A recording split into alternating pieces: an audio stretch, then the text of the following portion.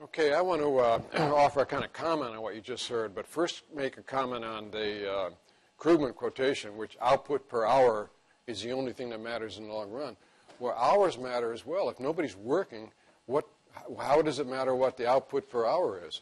And what I worry about is that we've had a technological change, the microprocessor especially, that is extremely good for a few people. It raises their productivity enormously, but leaves a bunch of other people left behind, and the result is they're not working. So we've got to worry about not just output per hour, but hours. I'm going to have you help me make a forecast of both of those things. So GDP, which is output per hour, so productivity times hours. You're going to help me make a forecast.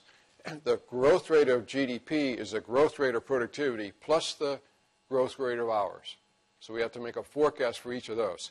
Well, as Steve indicated, we've had these four productivity trends since World War II. We had a period of 2.6% growth of output per hour, a slowdown 1.4. We had the internet installation phase where we had 3.4% productivity, and now it's back to 1.6. So I ask you, if you look at this slide, you think about what's going to come next. I don't think you're going to imagine another 3.4% growth in productivity. That was an unusual internet rush period. More likely something like 1.5%, maybe 1.6. That doesn't seem like a hard thing to forecast. So if it's 1.5, to get 3% GDP, we need 1.5% hours. So the productivity, I think, is pretty easy. Here's the hours story. And this is the most important image that you're going to see today. So I hope you absorb it and realize how important it is, how astounding it is, which is that from 1960 until 2000, number of hours worked in the U.S. economy was growing at 1.7% per year. So you add to that productivity gains of 1.5, you get about a 3% economy, a little higher. But it's absolutely astounding. Since 2000, hours have been declining. And how hard is that for a forecaster to decide what comes next in the face of the huge disconnect between the growth in hours in the 60s versus what's happened since then? I think that's symptomatic of the microprocessor killing off jobs and leaving the only jobs that are left are the ones that are creative, problem-solving, analytical thinking. It's hours that's critical for forecasting, for having a healthy economy, having lots of people work. Hours are the critical thing that we have to determine. So what is that all about? If you can see the same thing with regard to total payroll jobs. That's the 1985 to 2005 trend. We dipped down substantially below that trend. That same evidence displayed somewhat differently, you see here, is relative to the trend rate of growth of jobs, we're 14 million short. Where the heck are those 14 million jobs? Where are the hours? Why are we not having growth in hours? Where the heck is that? What's going on with the labor market that produces these adverse outcomes?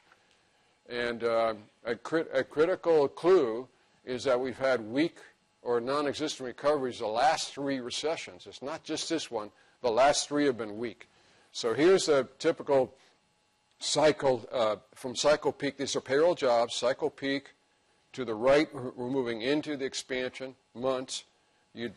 Jobs declined by about 5% in this particular episode, and within less than 2 years, less than 24 months, you get back the jobs that you lost. That was 1948. This is 1953. This is 1957, 60, 69, 73, 80, 81. They're all fairly similar. Oh, I'm sorry, I got one ahead. They're all fairly similar. You lose 3 or 4, 5% of jobs. You get them all back within a 2-year period of time. And then you're up and running. Well, this is the first one that was a little different. That was a 1990 event in which it took almost 3 years to get back the jobs.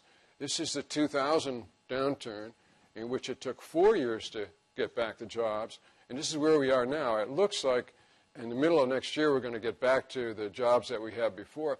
But don't put your party hats on, because that's still 14 million missing jobs. Relative to trend, it's still 14 million missing jobs.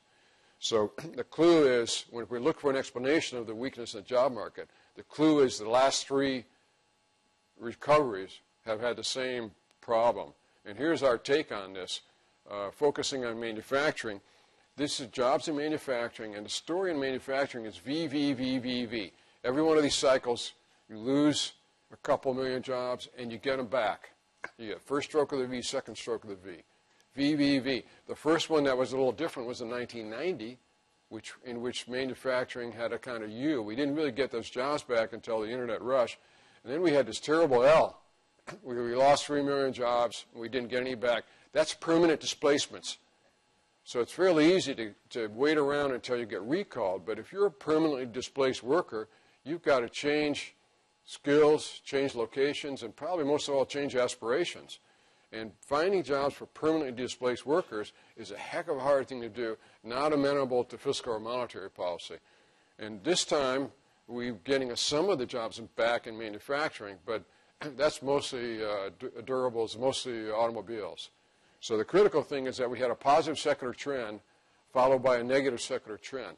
That trend creates the cycle, the nature of the cycle for the following reason. Cost cutting always has the feature that you lay off a bunch of workers in manufacturing, you don't hire them back because you get a productivity improvement consequent to that cost cutting. But if you lay onto that a positive trend, then you get the V-shaped happy cycle, which is temporary layoffs followed by recalls.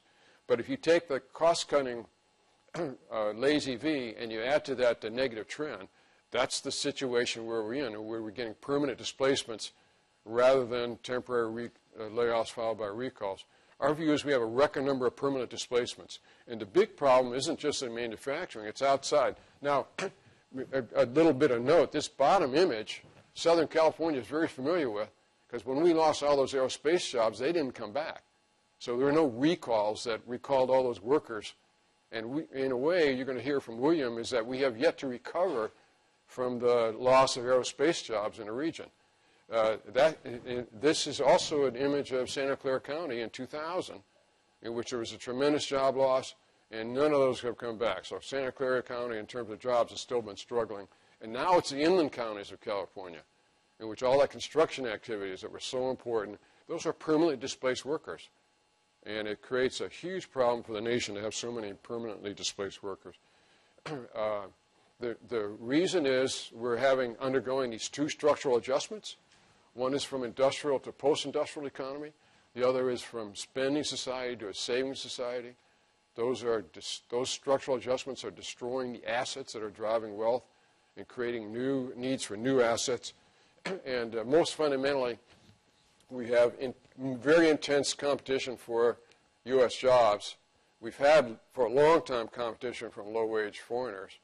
Robots have been with us since the 60s, but robots are getting much more facile. They can do tasks that they couldn't have done. So robots are creating new activities, new competition. But the big thing is a microprocessor. And what the microprocessor means is that anything that's mundane, codifiable, programmable, it's going to be done by electronic equipment, either microprocessors or robots. And if you're a worker looking for a job in the 21st century, you have to do something that computers cannot do. And that means creativity, analytical thinking, problem solving. You have to be a learning machine.